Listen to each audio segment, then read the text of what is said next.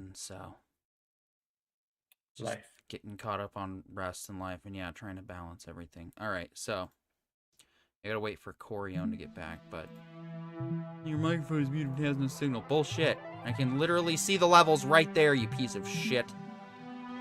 Load of crap. Oh, dude, mine does that to me too sometimes. I just disconnect and reconnect the mic.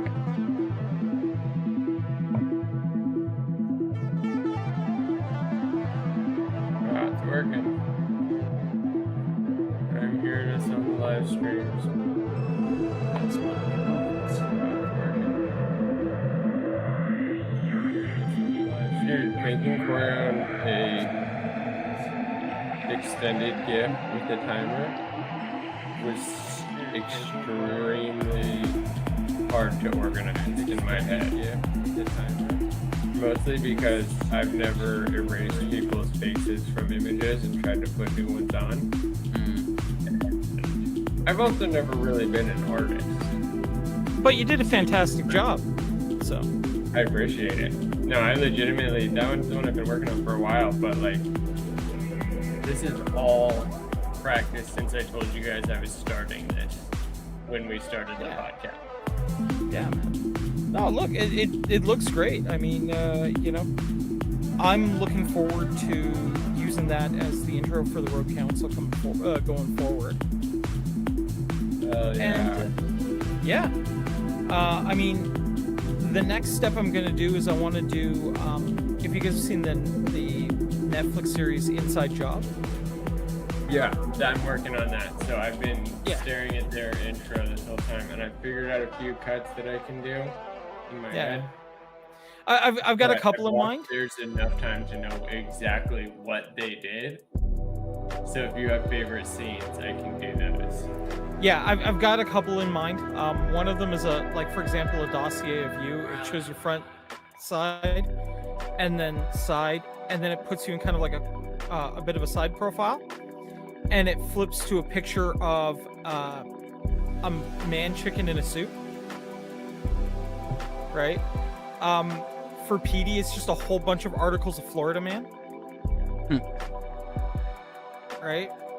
You know, and like all of them are like, you know, eventually like it kind of, you know, it's a whole bunch of articles about Florida Man, and then it narrows down right to like images of PD in the background of all the scenes of disaster and the wake. Right.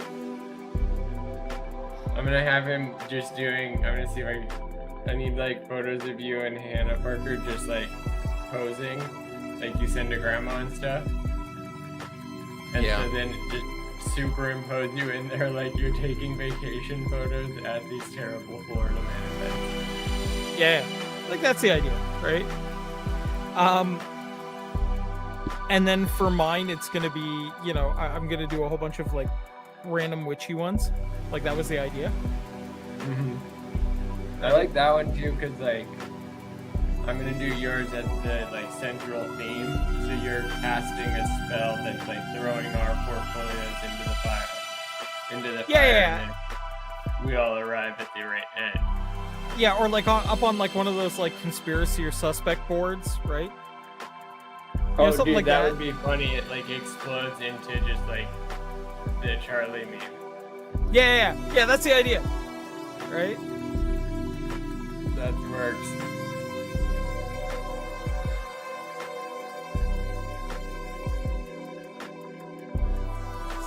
All right. Any of you tuning into us on X, come on over to the YouTube, youtube.com/@thewriterbrothers. We are way cooler on YouTube, like 5 levels cooler. But also, comments are disabled on X.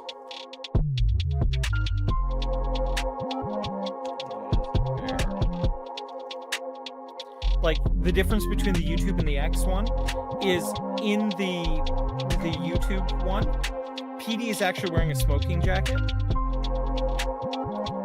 and has a monocle, not just full glasses. Or is that for members only? Is the monocle? That AI filter's for members only. Anyway, I need to get.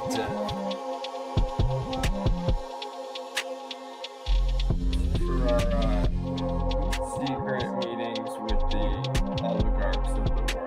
4 inches of snow in Idaho already. You. Oh, dude, I got it. I know what I need to do now. I'm gonna put together an animation for you, John, for the video.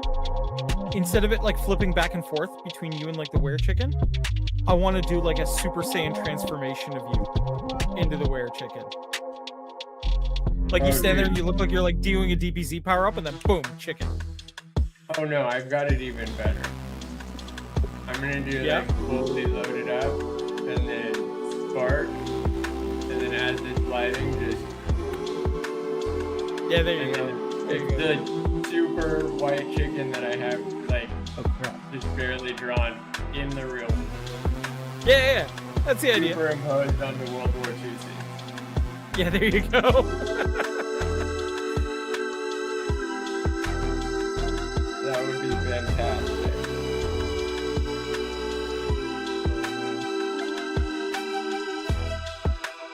And then for Cameron, I'm gonna... I gotta figure out how to do it, just walking and then flipping around like... And it's just constantly, how did I get here? Yeah. And like, another fun one I think I want to do is like, because Cameron comes on the show a fair bit, right? Well, we need to get him on the show a fair bit. Yeah. Well, I was going to do Cameron have him be like like replace him in a bunch of Conan the Barbarian scenes, like just superimpose Cameron's head on it. His author portfolio. Well, yeah, it's like exactly, like, right? Hanging over it like Conan's wearing it as a mask. Yeah, basically it's Cameron the Barbarian. It's not actually Conan. Like, I just thought that'd be hilarious, right? That would be fantastic.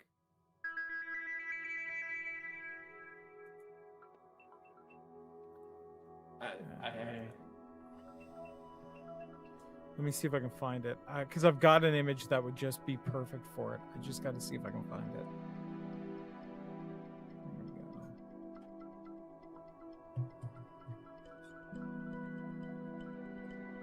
But yeah, like just turn Kamran into like this, meme of no. He's actually like a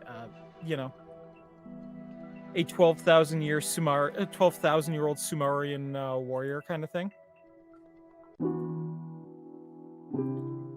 This is him subdued. Morality. This is his warrior poet phase. Yeah, like he he's in his, when he's with us, he's calm kind of thing, right? Here. PD, if you could get a chance and can throw that up. John? Yes. That. Bye, Hannah. Right? That's perfect. Right? That's Just Dude, that. you scared Hannah away with that. She just wouldn't see it. Yeah, see, it was so bad, she didn't even get a chance to see it.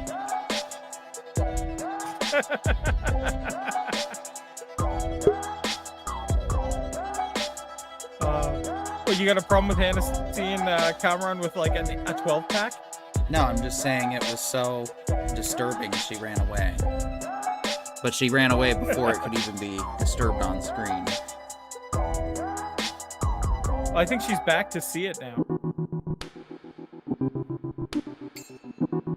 There we go. What do you think? What do you think, Hannah? Yes, Yeah, that's what you she go. thinks. Anyway.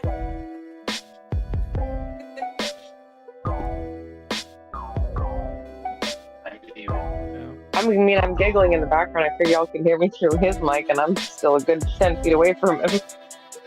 Oh yeah, no, that was perfect.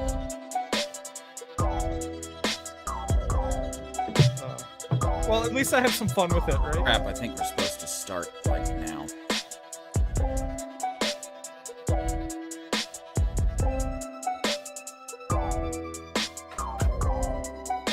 I mean, we're super late, so... Yeah, let's hit it. I mean, even if I...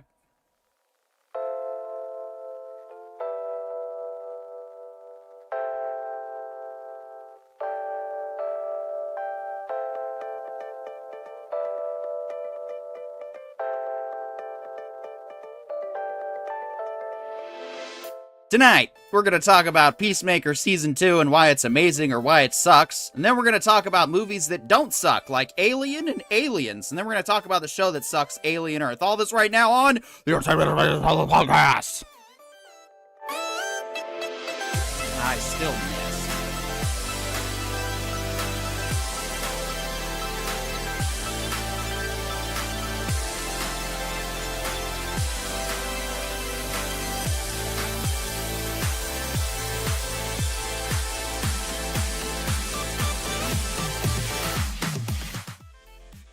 And welcome back to tonight's entertainment information as well as podcast. I'm Peter York, joined by Mr. Corione, Witch in Residence, the lovely H. Marie, and an empty chair. The ghost of. Yes. Unfortunately, Pollo Zapatos has passed away, and so in his stead, we are having an empty chair with his sign-on. I'm just really practicing for the speech I'm going to have to give in like 80 years. But very professional there, John, just abandoning ship, leaving it there open. Least you could do is, like, I don't know, put a drink up or something, or at least he needs an inflatable autopilot, like an airplane. Anytime you guys want to leave anytime you guys want to leave your chairs during the show, you need to put your inflatable, you know, your blow up doll self, or, you know, yeah, or I'm probably gonna get an alien from the greenhouse here in Key West. Yeah, I had not passed into the other realm. I simply not had yet, to pass or hopefully the never. back I don't know. They say that you die, but do you have to agree with it? Well, not until it happens. I don't know. I think I'm going to take a chariot to the sky just to go fight God or something. Well, that's, you know, the smart thing to do. Any smart person will know that. And, we're not at the outro, idiot. Getting ahead of myself. We need songs for the background to keep the entertainment flowing. So what's going on this week, guys? We have a lot to talk about. No, we don't. It was actually a very slow news week this week, so news portion's probably going to be just a couple of trailer reviews, products that we're going to talk about. I mean, why am I even bothering with the music today? There we go. Got the new backing track. All right. Okay, that's set to repeat. Okay, now I can actually competently do this show. So it's not the end of the world that we got a late start going. It's just more that the, yeah, and also I'm not sure why I'm obsessing with getting the backing track going, because guess what we get right out of the gate? Trailer! Yay! Naughty Dog reveals sci-fi game Intergalactic the Heretic Prophet. All right, let's take a look. Hey, station!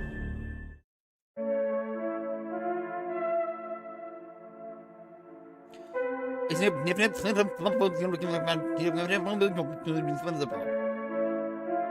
what his dad's like.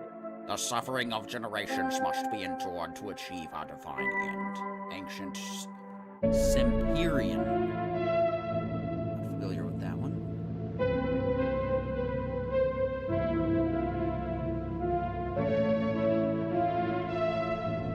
It just feels very No Man's I'm Sky liking the derivative. art. I mean, I am liking the art, but like I said, No Man's Sky derivative. I feel like I'm just flying in the back from the back of my Corvette, like John's flying me away right now.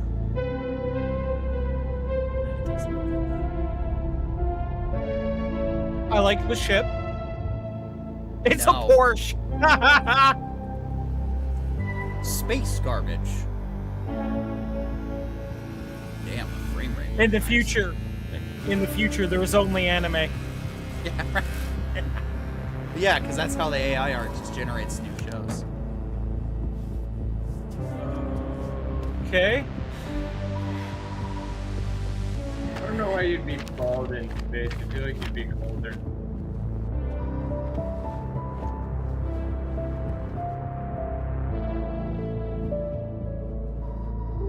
All right. So we got a whole bunch of articles that we're not going to be able to read. Is this a trailer or the opening scene of the game? Jordan? Tell me something good.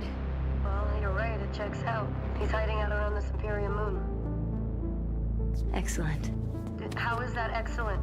He's next to fucking Semperia. No one has left that planet in over 600 years. Anyone who even flies close to it is never heard from again. Superstitions. No. Superstitions are the crazy rumors about what happened on that planet. These are facts. You worry too much. You know what I worry just the right amount. I say we wait for him to leave, or how about we find a new lead? He's not worth it.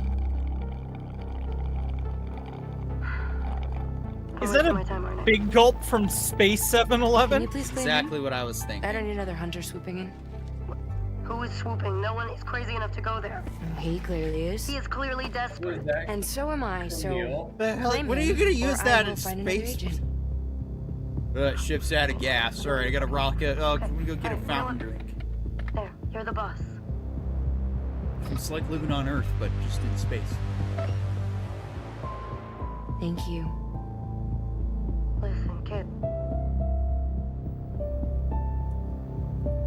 I'll see you on the other side. I mean, Futurama depicts his face like that, which doesn't sound unlikely. Yeah, she's even wearing like Fry's jacket, dude. I know.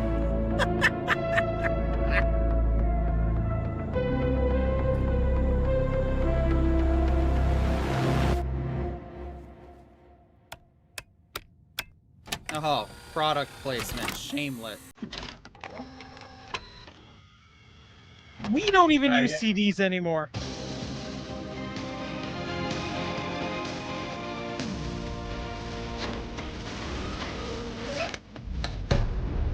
See?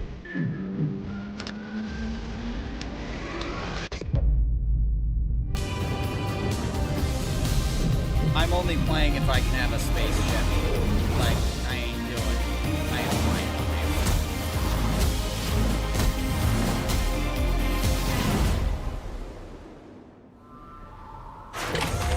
I mean, those are good titles, don't get me wrong. Oh, it's not a lightsaber, though. Laser sword.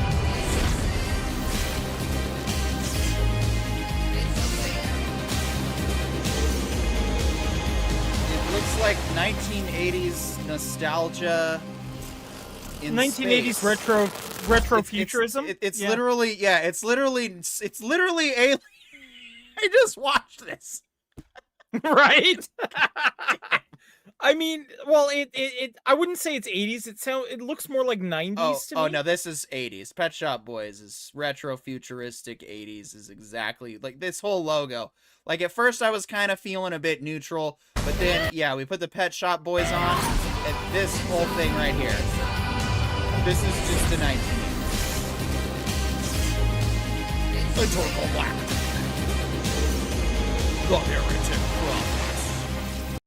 I mean, I don't know. It could be good. It could also suck. Yeah, like I mean, so the problems with this trailer is we got no actual gameplay. we got nothing. We got Yeah, dude, I'm getting major like Starfield and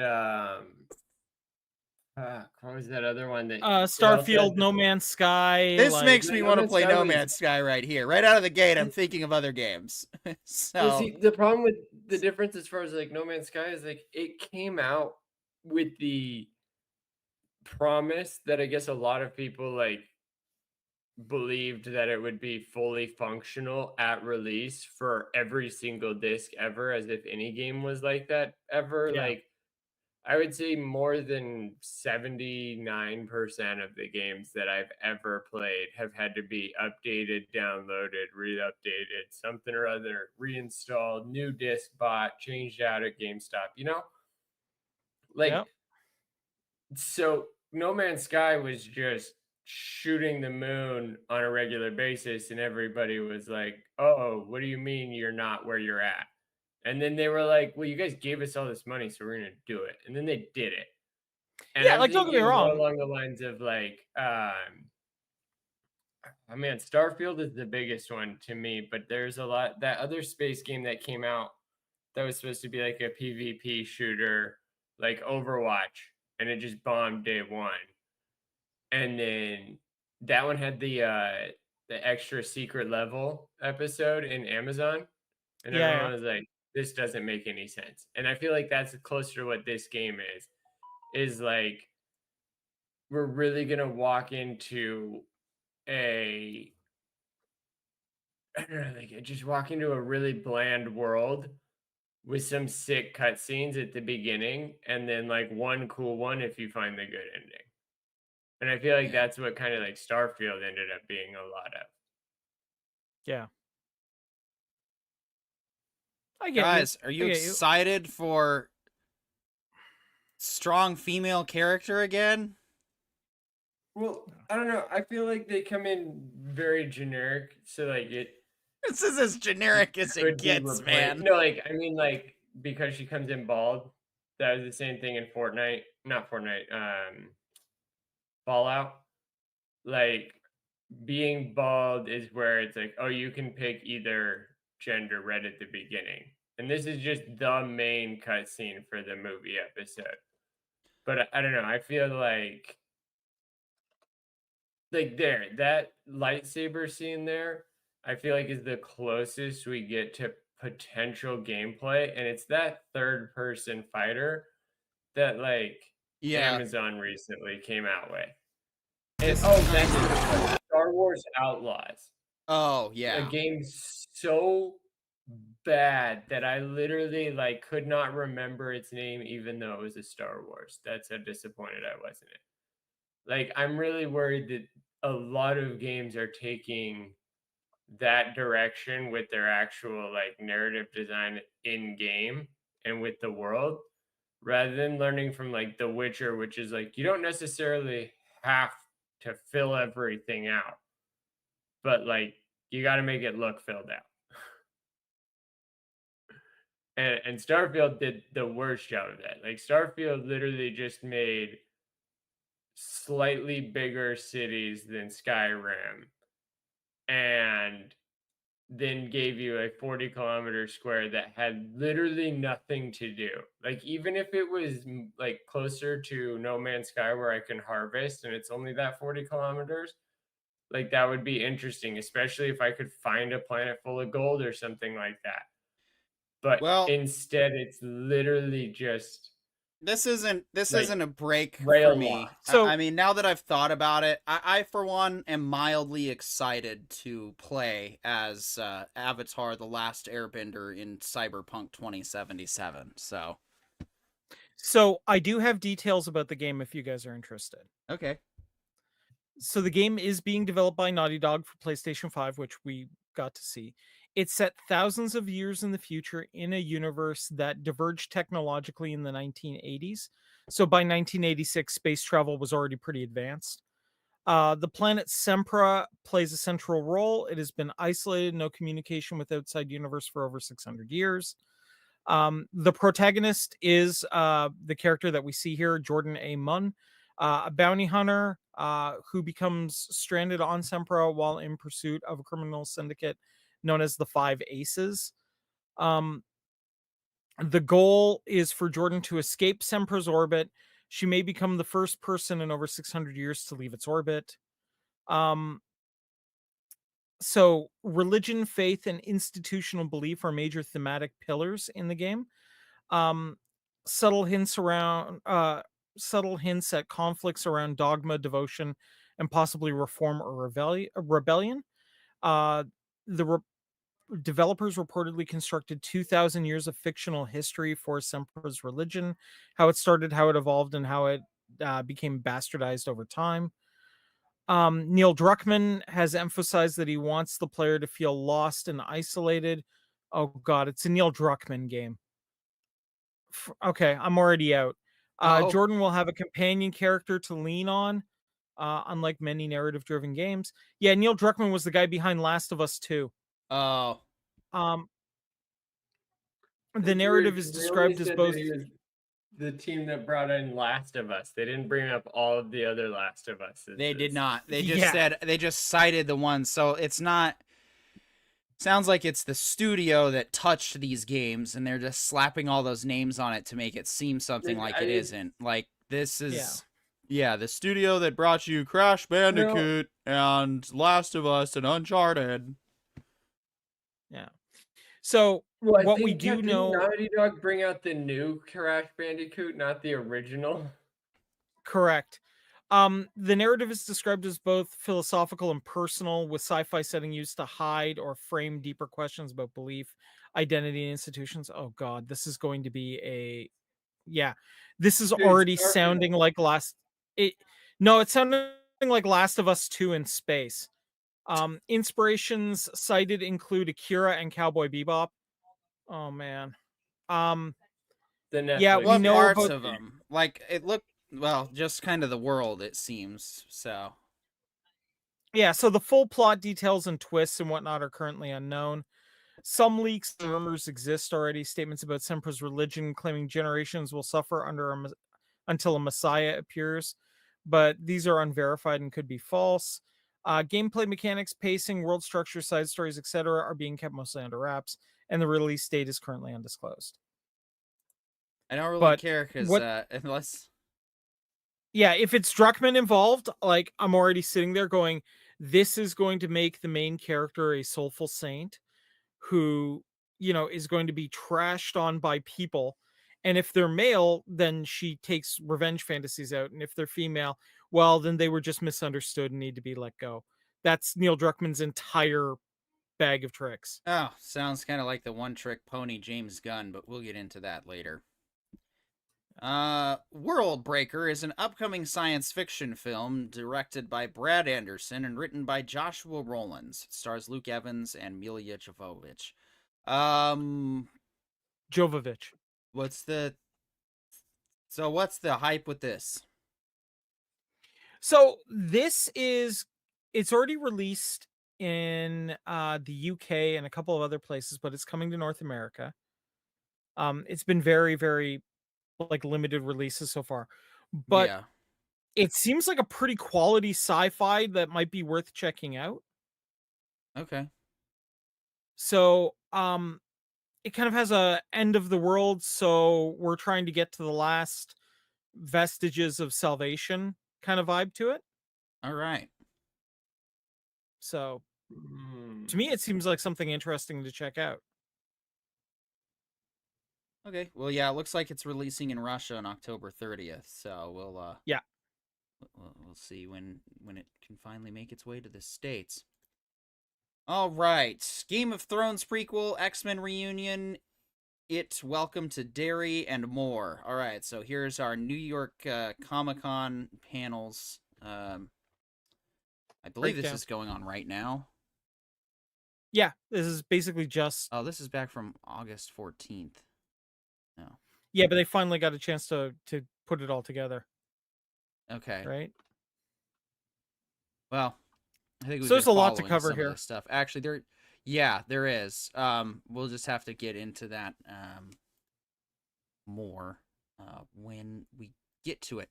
Because I think we're gonna take a look at a certain trailer at the end. Sure. Yeah. Ryan Murphy reviews the beauty exploring supermodels and a lot of body horror.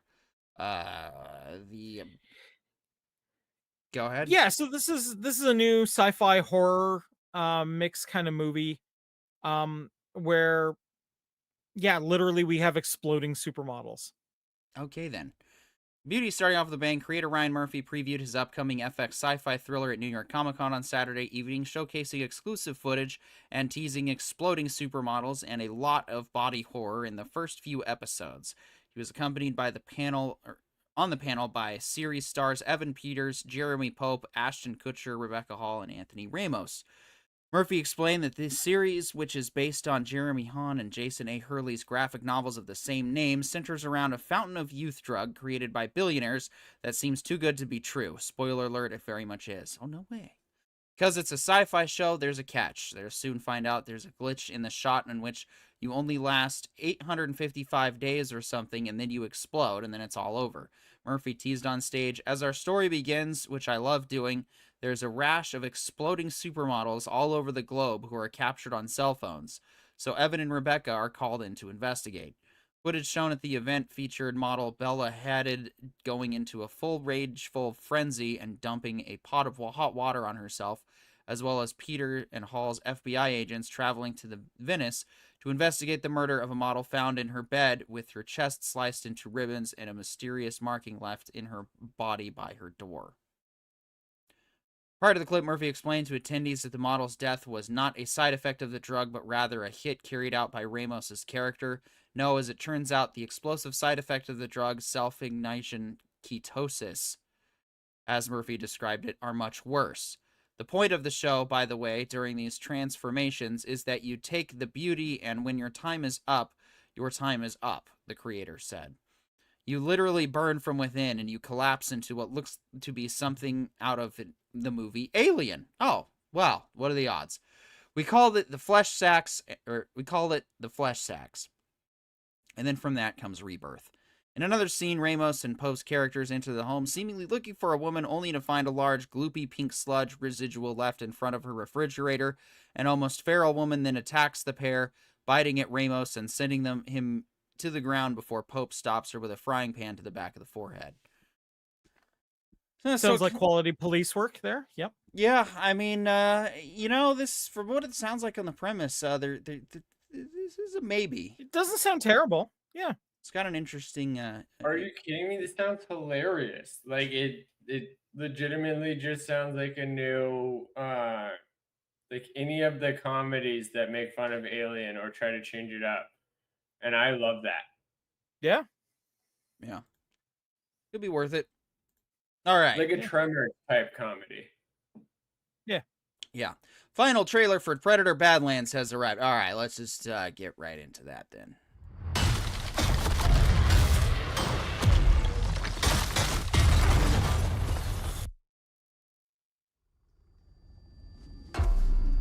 Predator Always wear your Badlands, helmet, boys and girls. Predator badass with a motorcycle. Oh, daddy. Here comes our Chewbacca C-3PO buddy comedy.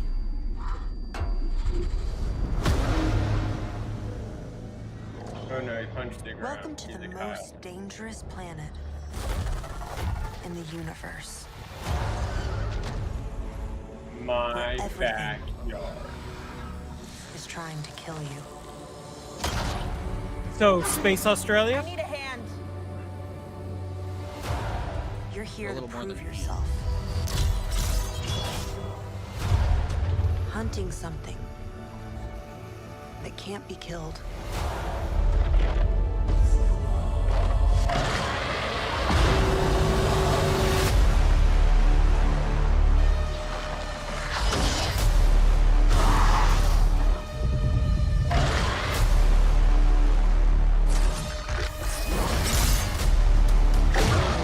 We might not be alone in this hunt.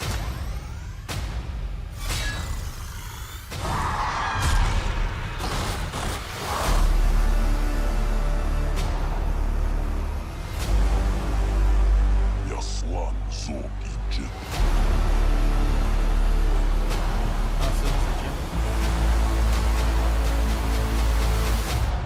Det jet yul najciś.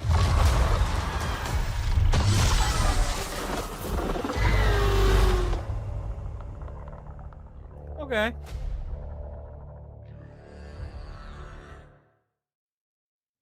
I mean, based on the trailer, it doesn't look that bad, but based on the plot elements we've heard, it does. All right, we do have, maybe. Oh, comments weren't transmitting properly. All right, so I gotta read them from my phone. All right, we do have Sentai Ranger Donnie in the house. Good to see you. He says, Oh, good to see you, hello, man." PD Corione, Poyo H. Marie.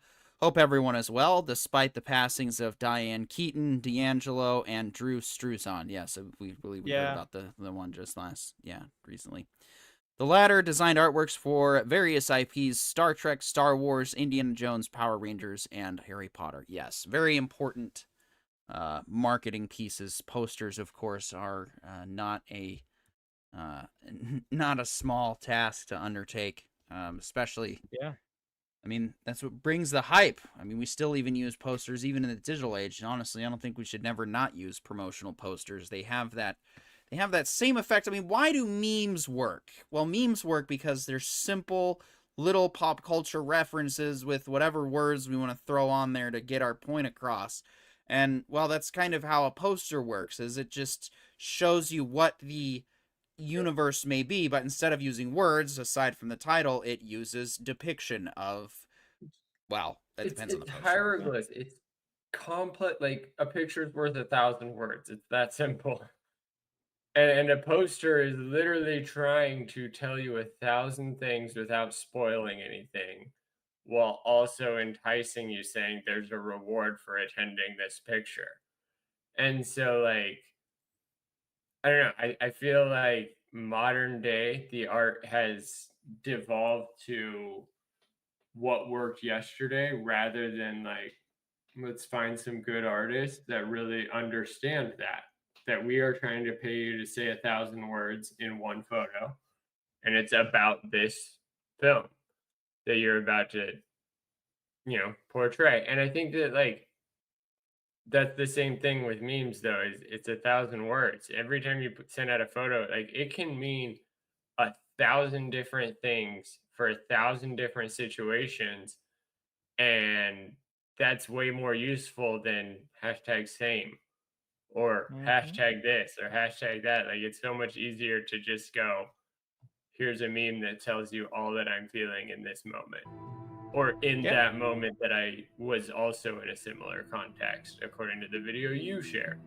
Like, I feel like a lot of people forget that like a photo is worth 1,000 words, and so they put all of this other words to try and explain why things are viral. And it's like, well, because some people thought about it when they were sad and it brought cheer, and some people thought about it when they were happy and it brought more happy, and then other people thought it would be really funny if their grandma read it.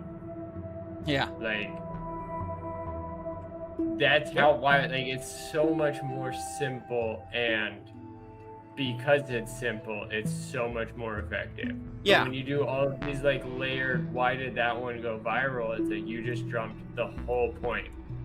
Like, you need to find something that describes what you're trying to say, and it's a photo that describes what you're trying to say, and then boom, suddenly you can put a simple caption, coming 2025. Like, absolutely. to me, I think that's the major loss of good talent, but at the same time, it feels like guys like him are not being paid anymore anyways. Yeah. All right, now it's time to wrap up Peacemaker. Honestly, compared to season 1, season 2 had a couple of decent moments, but I'm not really sure what the plan was for that last episode or how it was supposed to come across.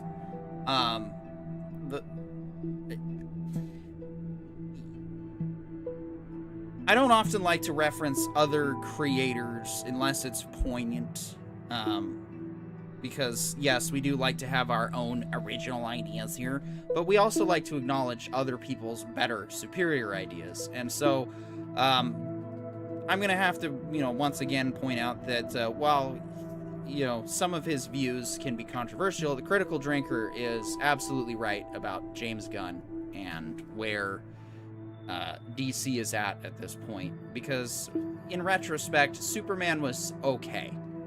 It was not a great movie. It was not I liked it better than the Man of Steel and the Snyderverse personally. It was a really great Justice League movie. It was an amazing Justice League film. It felt like a proper, if you've ever watched the Justice League animated series or you've read the comic books, it definitely feels like that's the universe that it's supposed to be about, and it definitely rides well in that regard. But as a Superman movie, it misses the whole point. If you watch Superman 1 and you watch Superman 2, and then you watch Superman Returns, you realize that the Superman films aren't really so much supposed to be about building up Superman as an Avengers character. He's supposed to be, it's about exploring his humanity. It's about exploring the depths. Like, and even in the first Iron Man movie, it's about Tony Stark. It's not about, okay, we gotta get him into the Avengers. I mean, yes, they line that up, but he got a second film before they even did the whole team up thing. And that's why the phase 1 of Marvel worked so well, was because we had these moments where we got to build up our characters and really actually get to know them. And it felt like that's what we were getting with Batman Begins and Superman Returns, because they came out around the same time. But unfortunately, not everybody really showed up for Brandon Routh, except for me and a few others. And, well, you know, while we could have had a Christian Bale and Brandon Routh Justice League, which, God, that would have been incredible. It would have been interesting. Yeah. Horrid. Have you tried to watch Superman Returns recently? Have Yes. you tried to watch Superman 1 or 2 recently? Yes. Like, the biggest thing that I feel like a lot of people are missing is James Gunn is doing the impossible. He is doing the same thing that the Batman from the vampires, god damn it, Twilight, Edward had to go through when he became Batman. Everyone's like, oh my god, this kid can actually like act, and it's like, whoa. Yeah, but even that, he's keeping that in its own contained universe, and that's gonna go away too. Right, because this is the younger years. It's like he's trying to do his own comic book series while acknowledging that all of the other comics exist. And I think a lot of people like really downgrade Superman because give your reasons why it felt like he didn't have all of the screen time. But I think what James Gunn is really doing, and I loved it with Peacemaker, is he's trying to tell one whole story that you can go and watch. And if you fall out at that point, like, and come back at the next time, you're not connected. You're not missing anything. But also, if you watch them, you'll see little Easter eggs about each other. But one of the big things that, I don't know, kind of changes that is the fact the way that Peacemaker ended is it really made it seem like it's not so much Easter eggs as demonstrating character effect. Like, Lex Luthor somehow got flagged to go from, why are you like imprisoning Americans and Superman, like this guy saved us a bunch, to I'm gonna be the first person to send somebody to another planet, similar to what Lex was planning, because I bought his ideology. And also I'm right up there with the rest of the government officials. Like, he has presidential authority and also like Department of Defense authority. So like, he is a legitimate government agent that's supposed to be more honor bound than Peacemaker. And Lex got him in, like got to him. Lex won him over, and at the very end you see how much Lex has won him over, because like, he's legitimately working with Lex's guys, and he's seeing that, oh, Lex didn't just find evil people, he found smart people regardless of how evil they are with their intelligence, and put them on tasks that he liked. And that, like, that level of character development has yet to be done for Lex. Like, in Superman Returns, Lex is Donald Trump. Not kidding, he's a real estate mogul that wants to sink part of Manhattan so that he can get better real estate. And he uses the kryptonite power, the stuff in Antarctica, to try and do it, and like build his own island where he owns all the beachfront property. It's hilarious, and I love it, because that's also like Man of Steel. What do? They come to terraform, and it was based off of Superman Returns, and that's why so many people gave it so much beef, because Superman Returns was dumb too. No, it But then, wasn't. like, Superman Returns is like the third best Superman so film Lex ever made. Luthor is dumb. Okay, so Like, guys, the we're getting off. We're No, kind of so, getting off in a different direction here. So all of this is Well, to say we're that, gonna like, have to rewatch Superman 1, 2, and its Returns at some point. I will agree that 3 and 4 are not that great. But like, more than anything, like, the superheroes have done some pretty chaotic things. Like, at one point, Superman reset time by flying around the Earth really fast. Like, there are some parts of superheroes that have to be either like hold disbelief, like just allow it to be a little bit chaotic and non-scientific, or Well, hold on. you gotta let somebody breathe At the for a time, while. And I feel like that's what James Gunn is actually like demonstrating, because This new Superman Well, was not he's Justice not. League. I'm sorry, I It have to was disagree. The Superman last Superman movie and had other 0 time heroes to on breathe. Earth. Like Like it here's was the so biggest thing. breakneck, fast paced. It's just Guardians of the Galaxy, but with a Superman skin. There's nothing No, but nuanced. where There's is- nothing. There's nothing. No, it was literally like the biggest thing is like, where is Iron Man in Spider-Man's universe until No Way Home? Where is like all of the other superheroes? And in Marvel, they did a very like literal de-icing and demonstrated that some of the characters have been lost, and then they just lost the cake with that and said, oh, by the way, what we thought was one super soldier, here's 12 so that we can do our new series on Disney. Right. And that's the thing, is like James Gunn has to deal with that. Like that was part of the last superhero franchise he was with, and with this new one, he's like, how do I write this all and also live up to Stan Lee's like pedigree? That's the hardest part, is we're always going to judge him as if he's as good as the comics, and nobody's ever done the comics good except for the guys over at Blade. I would say that Iron Man lived up to what a good comic book movie should be. I'd say that there's a lot of. So we're gonna have to do a Superman comparison next year, which is fine. So- but I'm honestly thinking that, well, I was gonna talk about it later, but to be perfectly honest, I'm contemplating a run through the Bond series. But we'll talk about it. We can argue that. So, I have theories as to what's going on here. later. Okay. I think James Gunn is most definitely pulling plays from Marvel, but he's taking, hopefully, the lessons that Marvel taught, or Marvel learned the hard way out of it. I think he's setting up Peacemaker to be the agents of Edgewatch, or sorry, not agents, but agents of S.H.I.E.L.D. of his DC universe. That was that was pretty much what I felt too. Now, here's the thing. At the end of the series, the prison planet that they kind of set up, that's covered in the comics.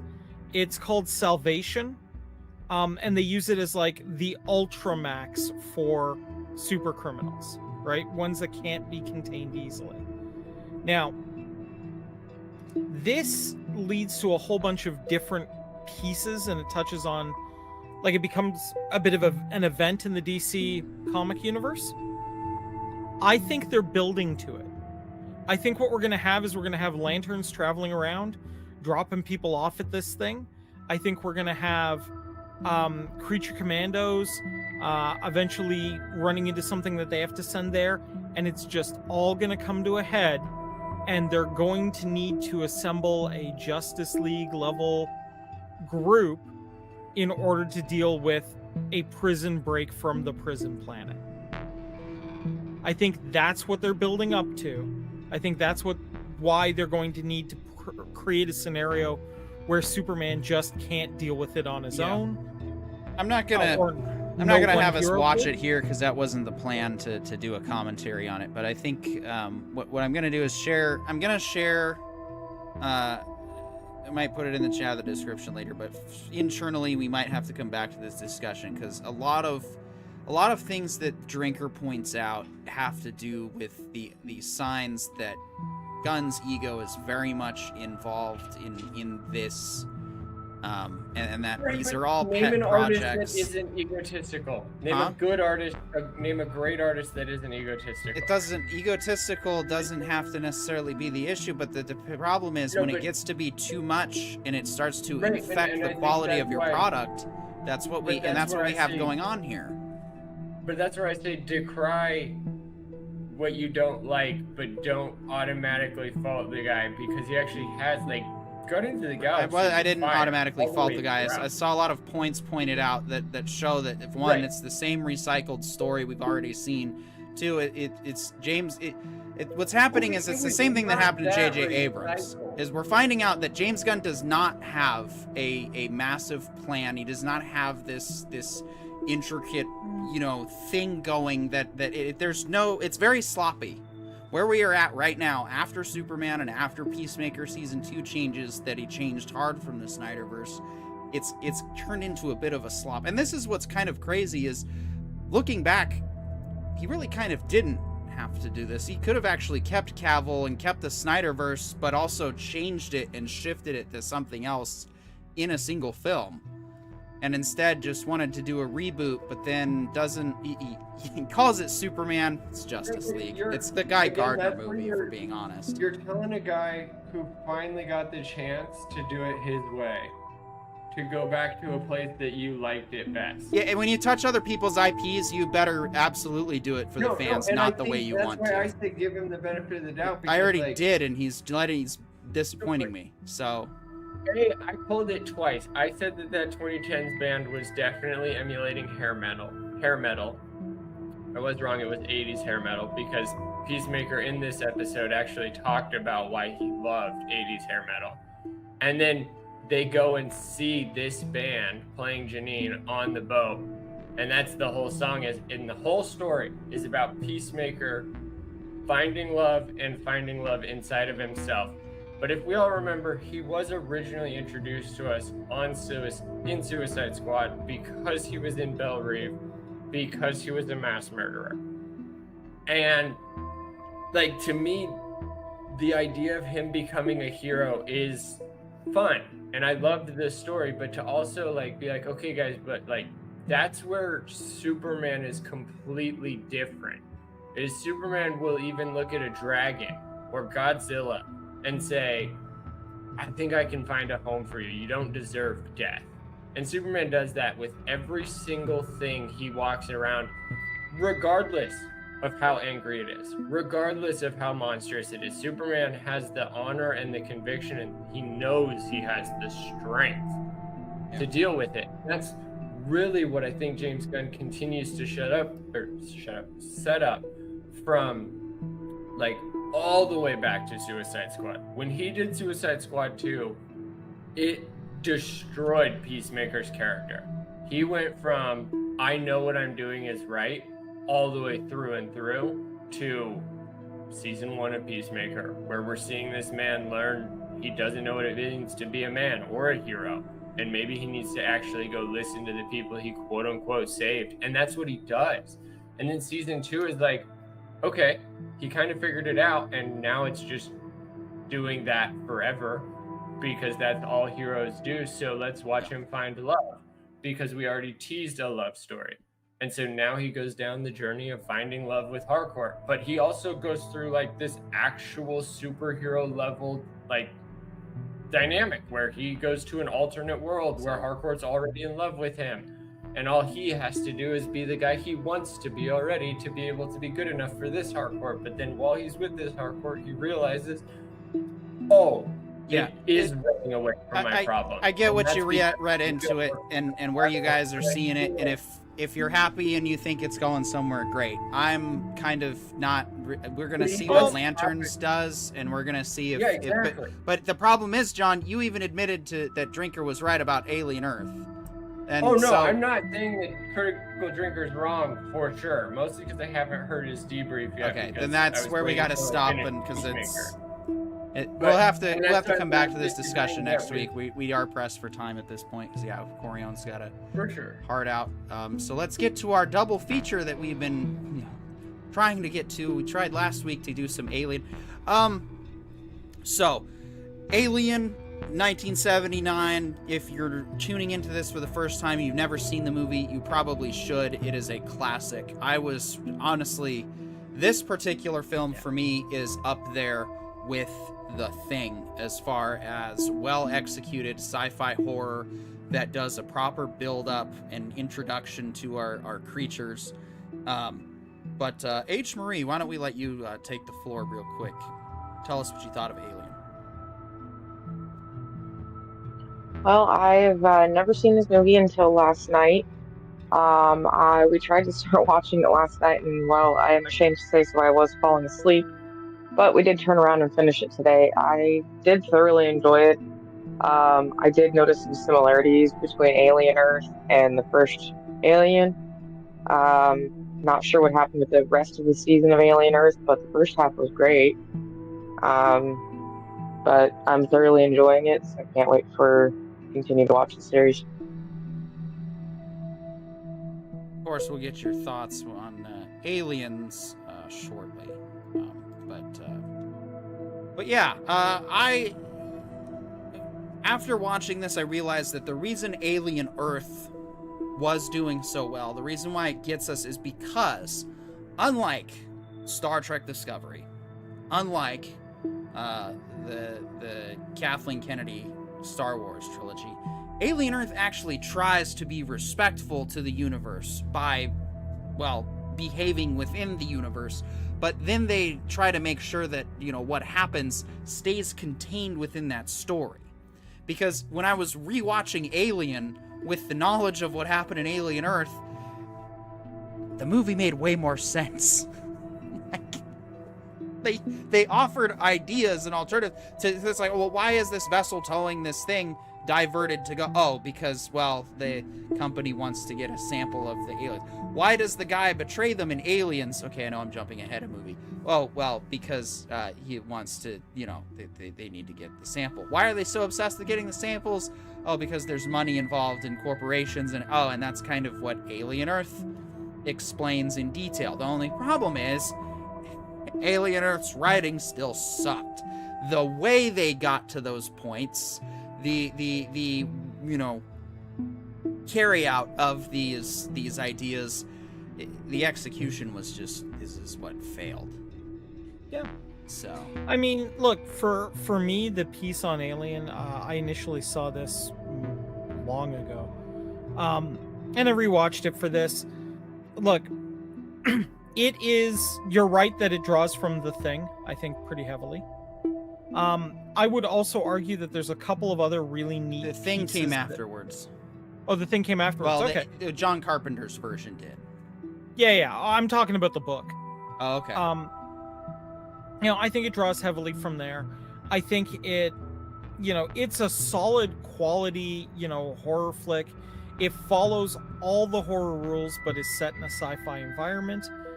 And I think the science fiction was interesting. Like, I know at the time the 80s tech and whatnot would have been like the pinnacle top of the art pieces, like what they could produce. But now the retro futurism of it feels kind of quaint in a lot of ways. Like, to me, it kind of, well, it both does and doesn't, because on the one hand, you've got to consider this aspect of it. Like, yes, you know, we have, I think I was thinking about the technology that they use. It's like, yes, we have these supercomputers, but like when you're in deep space, when you're out there, you have the power supply that you get underway with. And so, you know, would we have computer systems going out into deep space that are going to require 1,500 watts of power to power your graphics card? Or are we going to space save by making the things look and function more primitively? Because imagine how much computing power you would be able to use if you took modern day storage but had it run on like Windows 95.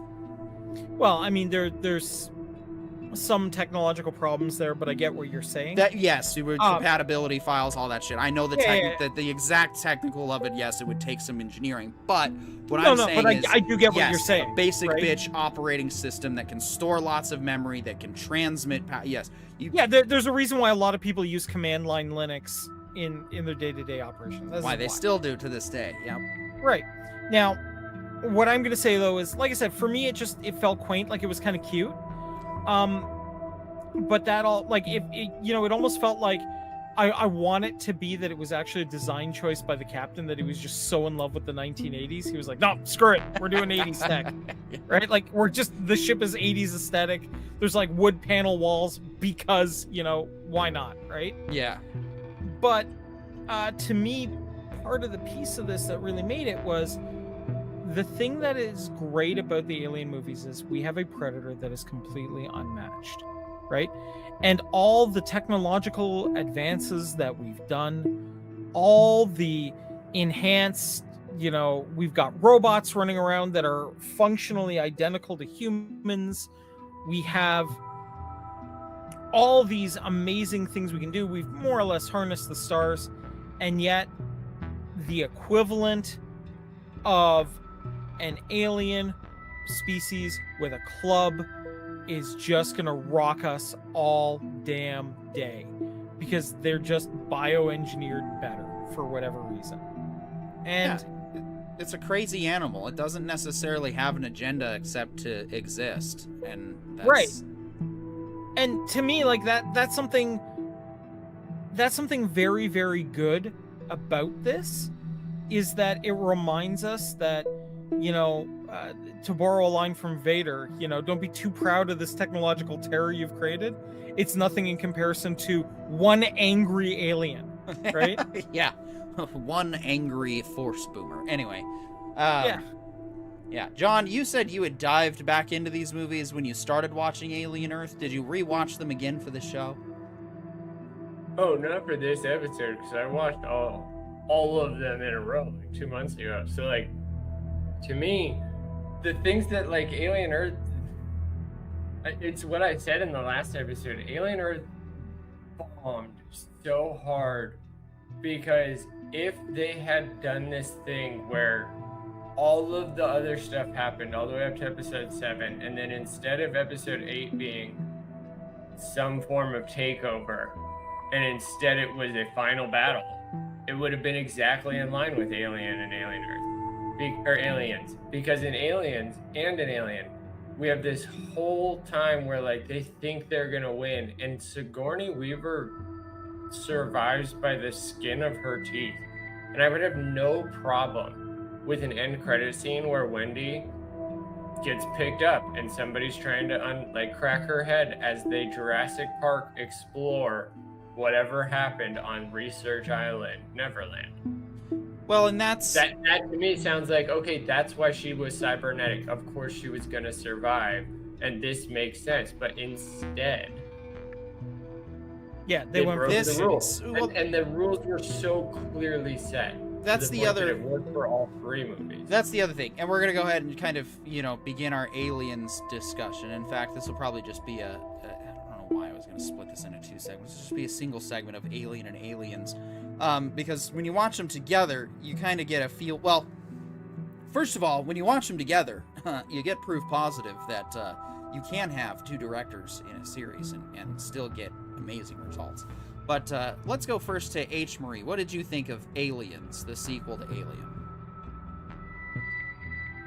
Definitely more 80s. The visual effects were really good. This is actually the Aliens that I have seen and known due to mostly Bob's Burgers, because I love that show. But there's a scene that they perform in that show that is this movie, and I didn't realize it was this movie, so that was fun to see today. But there's still a meme that is on the internet that we're not sure which movie that came from. So I'm waiting for that now, because then I'll have officially seen all of my Aliens memes and whatnot, and references that I grew up watching and seeing. Yeah. So the thing about it is, it between Alien and Aliens in both of these movies, why are they entertaining? Why are they so good? I think because at the end of the day, both of them hit on very primal stories of the human condition, right? There are times, like, look, humans in general are not we are apex predators because of our brains, not because of what we can physically pull off, right? Cats are way stealthier, way stronger, like big cats are way stealthier, way stronger, way more adept at ambush murdering something. We have a lot of ambush predators on this planet. We have a lot of other, creatures out there that can wipe us out. And Alien, I think, is a reminder of that primal story of there is stuff beyond the firelights of civilization that will kill you, no matter how smart, how evolved, how whatever you think you are. Aliens, I think, continues with one of the classic stories of humanity, which we have seen in nature again and again and again. Do not get between a mother and its child. And, that I think is the ultimate message of that movie, is nothing will stop a mom from protecting her young. So I think the reason why we like these so much is they are retellings of very, very classic archetypical stories inside of humanity that we all learn in time. And I think, you know, gussying it up with sci-fi, putting some really cool stuff together on it, a gun with a digital counter on how many bullets are left, like these sort of things make it awesome for us and make Right. it palatable to a modern audience. Yes, but why do these movies still work and Alien Earth failed? Oh, I because these are the very good. primary stories. Alien Earth is not. Alien Earth does not fit into the classic archetypical stories because this doesn't happen in our history. Right? We do not have a human that goes out, finds a pride of lions, convinces the lions to work for him, and then uses said lions to take over a small nation. Tarzan. That's what they were trying to do the whole time, though. No, but see, that's also Alien 3. No, but Tarzan also is a story of man wrangling the jungle. Defending his home, yes. Taking over a nation that is not his home, no. True. But also on top of that, it's like the biggest part is one, she didn't really take over the nation, she just financially and legally took over the nation. So it's like a level or an upgrade in a video game. They say you own the whole planet, but you can't do anything extra. Kind of situation. Right, but because we didn't it's see her do unearned, that. right? Right, exactly. And even then it didn't even feel earned for her. But on top of all of it, it's like it's the rules. If you are fighting a Fermi paradox, it must end with everybody near dead or in an escape pod with limited oxygen and no chance of survival. Because if there is even one chance of survival, sequel. Guaranteed. Because that like is the same thing that happened with AVP. Is like the predators were sent there to destroy all alien life. And because he failed, AVP Requiem, a predator alien existed. And that makes a sequel possible. And that's why I say is like she had to fail. And you can still convince me that she was backed up in her head or backed up somewhere and somebody wakes her up to ask her what happened. And it's a Sigourney Weaver wake up 200 years later. We found you in cryo sleep, something like that. I don't care about that part because you have to figure that out for the sequel. But now I don't even care about the sequel because the way you ended it was an end of video game reward. She is king of the world. But also all of the doors that weren't working still don't work, and all of the gates that were locked are still locked, and she can't walk through any of those doors because the story's over. So, the point that I'm trying to make and trying to bring up is, you know, the reason why, like I said, Alien Earth was working for me was because it didn't try to come in and change the universe. It tried to bolster it. It tried to back it up. It tried to be a solid part of it. And so for the attempt, it was definitely there. But the problem is the execution failed. It fell on its face because the writing was not nearly as good. The character actions and decisions in Alien and Aliens make perfect sense because the circumstances are there that they have to overcome.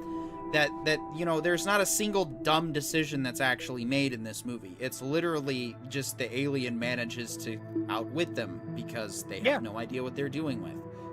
Whereas in Aliens Earth, we have a science vessel that was specifically dispatched to go and find these creatures and contain them. And the most just dumb luck of circumstance unravels in every single episode, not just before the ship crashing, but also just everyone being stupid and having to be stupid because the plot needs to be so. It's like it suffers from Star Trek Generations syndrome. So yeah, that's like, this is what we do on this channel. We pick apart the writing, and that's what we hate about Alien Earth in the end, is the writing was just not there. And the stupid thing is, I know how to fix it in five minutes. It's Right. real simple. Now, They have been pulling this entire time on Peter Pan, if you will, mythology, right? So complete the story, right? Have the crocodile, the ticking crocodile, eat the bad guy. Have the crocodile be shuffled off into its own thing off to the side, and then have everybody go home changed. Lillard or And Teller. when- Sorry. And when Peter, and when Peter comes back to try to recruit Wendy for another mission, Wendy says, "No, I have a life now, and you can join me in that life instead of being part of this monster land." Yeah. Lillard or Teller swipes the 1 crown and comes in with, "Hello, like and subscribe." Good advice, Lillard or Teller. Good to see you Agreed. too. Thank you. Appreciate the support. Yes, if you all smash the like, subscribe, don't forget the notification bell so when we do go live, you guys can be notified, because if you haven't noticed, we might do special game streams on this channel in the future, but for now, the gaming is over on my channel. It's on Skogley's channel, and I don't know if Corione's doing gaming yet. John needs to get a channel going, or at least start streaming on Twitch more often, but, or no, not Twitch. We're probably leaving Twitch for good this time. But anyway, yeah, no, and that's what these movies show. These are still great films, and I'm thankful for Alien Earth coming into existence, because I would not have otherwise gone and watched them. I'm at the point with Alien Earth where you can go and watch it yourself and decide for yourself. It's got moments that, as far as the history of the universe is concerned, like I said, it doesn't break or violate any of the canon. No. People assumed it did because, if the aliens land on Earth, the news is gonna find it and tell everybody. God damn, people actually thought just like that with the that's how that was gonna coronavirus. work. Huh? Just like with the coronavirus. Yeah, exactly. Yeah, yeah. Hey, listen, if you believe that your news is telling you absolutely everything that's going on, take a look at Illinois. Yeah, I know. Well, and some of the counter arguments that people were making of just like, eventually the people would find out. They'd tell the truth. I'm like, if the corporations control the world, nobody's ever gonna know anything. You're gonna have like 8,000 different realities going on. Well, that's kind of what we have right now, actually. But I'm gonna be Well, honest. That part was actually sealed because when we found out that the majority of people around the scientist were sentients that he had built, it was like, oh, that's how nobody's ever hacked his code. Nobody can read dumb. well, And like dumb or is even a just- very secure. it's so ridiculous how the aliens would never be public broadcast. Have you not seen how they suppress the reality of aliens in our reality? They've done a pretty damn good job so far. Even if you don't believe in alien life, I will give you this. The only reason why the Gulf of Tonkin event was found out to be a complete fabrication was because a different administration was taking revenge on the current administration. That's it. Politics. Okay. The only reason why we found out that the entire Vietnam War happened because somebody was like, no, we need to make justification to get into this thing to fight communists. The only reason we found out was because of the current administration that was involved when it came out said, you know what? Screw these guys who are saying that these guys were better than us. We're going to prove that they were worse. And that's the only reason why you found out. And a board of directors of a corporation is never going to tell you that because they're never going to want to admit that any of their previous members screwed up. Yeah. To answer your question, Lillard or Teller, we are talking about both Alien and Aliens, the movie, because we wrapped up Alien Earth. H. Marie hadn't seen any of them. So we got to get her thoughts on both of the films and compare and realize that the Alien and Alien movies still hold up to this day. They are great, just masterpieces of works themselves. Compared to the Alien Earth show, which you could pretty much take or leave at this point, we're probably not gonna review season 2. Yeah, need to rewatch some. Might as well, man. I think next week we're gonna be doing Aliens 3, and I think that's gonna be it for the movie portion. I don't think we have anything else going on next. We'll have to double check the schedule. Yeah. But yeah, because I don't think we have any shows that we're following right now, unless something comes up. I think the next show we have planned is Fallout, but we'll have to see. See if maybe we can get something going. But we'll get our holiday movies going probably a little early, maybe November and then into December, and then we'll wrap it up with whatever's going on in December. We'll start Fallout. We'll finish our year, and then we will get into next year. I don't know, guys. What movie series? I mean, eventually we'll need to get back into DS9, but we'll feel that out when we're ready for it. But if I was thinking, you know what movie series I've never actually sat down and gone through, but could honestly go for, and especially since we probably wouldn't pick it up again another 5 to 10 years anyway. Hit me. James Bond.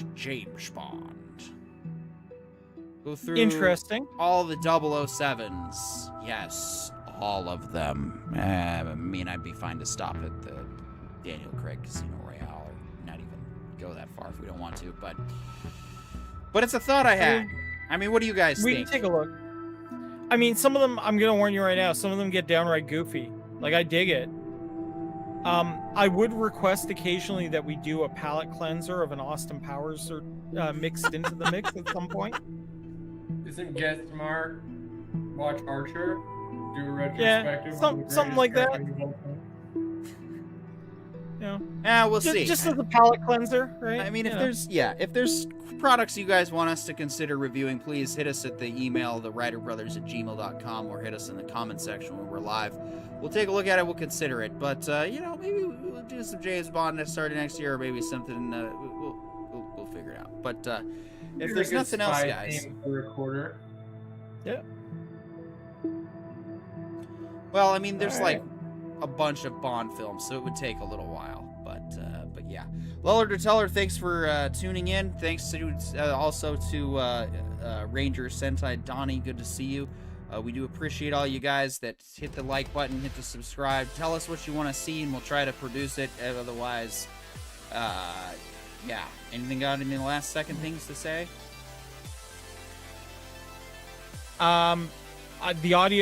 The fixed audio for my latest video is linked into the description in the bio.